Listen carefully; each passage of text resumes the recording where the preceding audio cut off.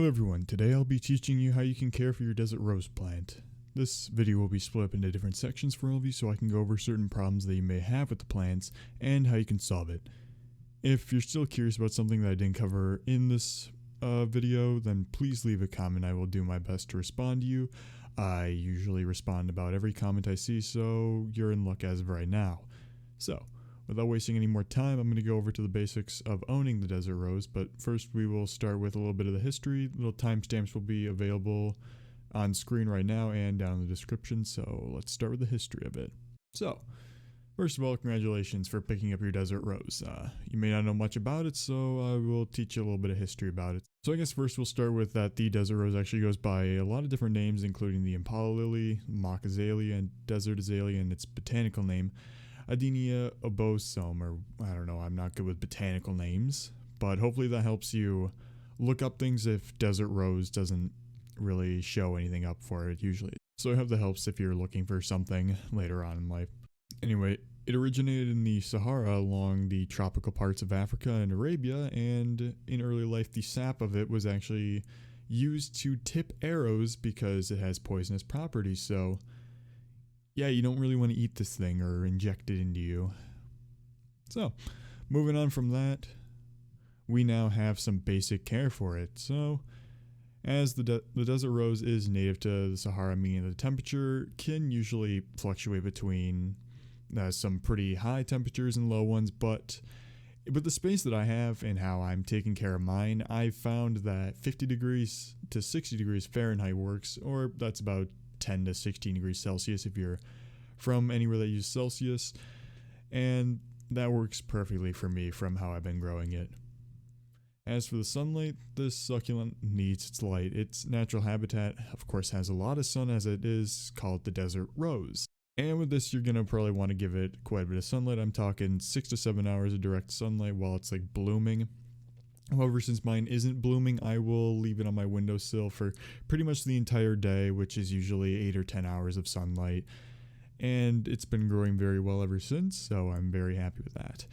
Anyway, we will move on to its optimal soil. So in this pot that I'm using, I have a little bit of perlite, topsoil, and some rocks to promote nutrient gathering, and along with some root expansions.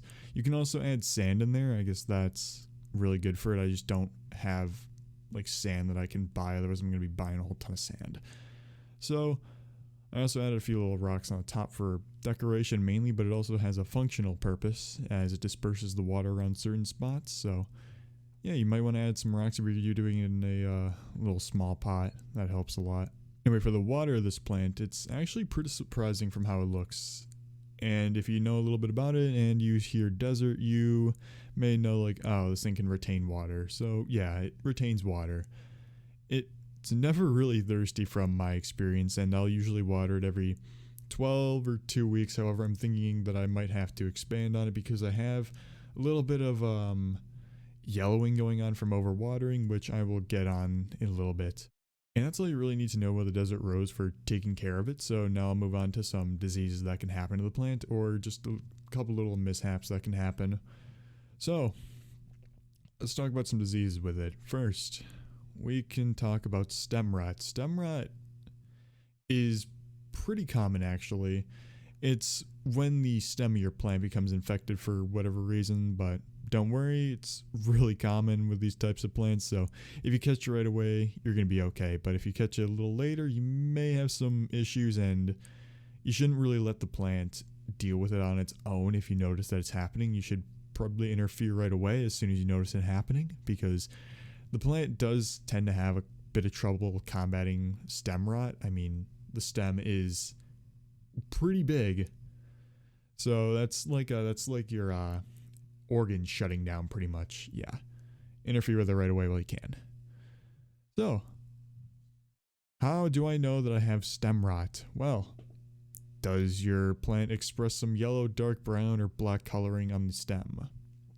If so, yes, you may have stem rot. And another thing that you can look for are the leaves turning brown and eventually falling off. However, that could be due to some sunburning, or it could be due to overwatering. So look for the black, brown, or yellow stem to actually determine what you will need to do after it. So if you notice stem rot, you are going to need to cut back the stem. So you're just going to cut it back until you can't see any visible infection, and then your plant should be safe from the current rot.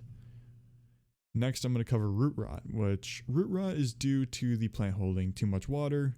And as you can assume, with people picking up this plant and not knowing much about it, it's very common. So a lot of people pick up this plant and it looks like it needs quite a bit of water, but it doesn't. There are some visual signs of root rot. When the plant starts to swell at the bottom, you can usually tell that it has it. Or if the beginning of the caudex, which is pretty much also the bottom of it, will start to swell and your leaves may turn a little yellow. So in order to combat this, you're going to need to remove the plant from its current pot, and then you're going to cut off the infected roots. The infected roots are very easy to find, and as long as you cut off the infected roots, your plant's going to survive no problem at all. So they're very easy to find. If you want to know what it looks like black paint was thrown on the root. There you go. So if you wash off a little bit of soil, if you have dark soil, you will see that there is definitely some black coloring that shouldn't be there then. That is most likely root rot. So all you're going to need to do is you're just going to need to hack that thing off. And then to prevent further infection with it, you can also put in a little bit of cinnamon powder on it. I've noticed that that helps quite a bit. So that'll help prevent further infection, and it will help the root regenerate just a little bit better without it having to be, infected. So now we'll look into a problem that I can actually show you how to fix, because if you notice from this one, I have a little brown spot on one of the leaves. This is just overwatering because I lost track of time in the past 2 weeks. Very dumb mistake, but usually this plant just fixes itself. All you have to do is just water less, and that just goes to show that not every problem is so severe as it looks, because it looks like it could be bad, but in reality it's just a little overwatering. Not a big deal. So now in this section, I'm just going to go over some information that may be useful to you. So let's start with number 1. I'm going to go through these pretty quick. This plant is extremely toxic to animals. I mean, seriously, it was used for poison arrows back in the primitive tribal ages. So if you have a cat, dog, chipmunk, whatever the hell you have lying around going through your house, you may want to keep this one away from them, because one bite, that's pretty fatal, I'm sorry to say.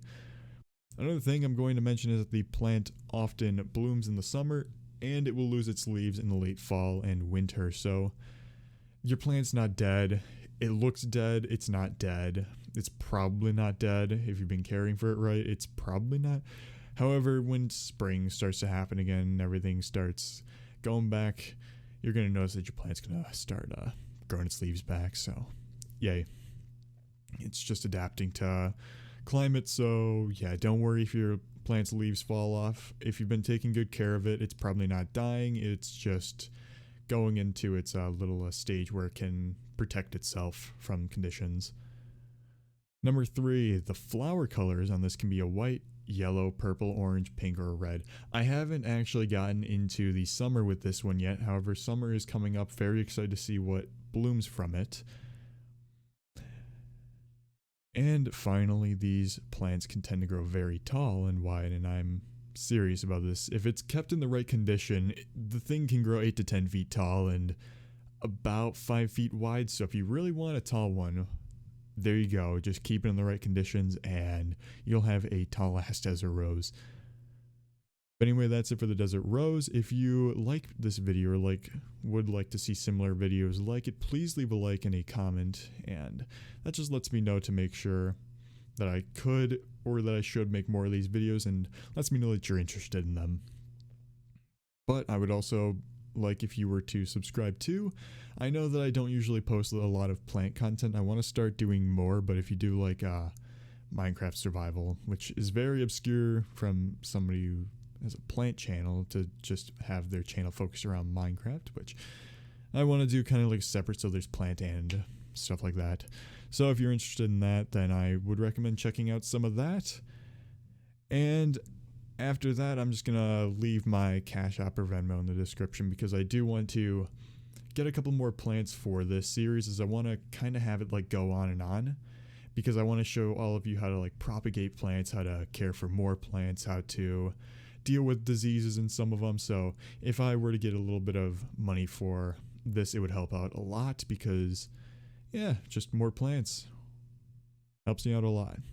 But anyway, I'm also maybe going to do mini bits with this. So I'm talking make plant shelves, growth lights, plant supplementation, just stuff like that that can be really useful to all of you. So if that sounds interesting, then you should subscribe, turn on notifications, because I'm thinking about doing at least one of these videos like once a week or something. So if you're interested in that, then once a week, hopefully, you can come back and I will have another one ready for all of you.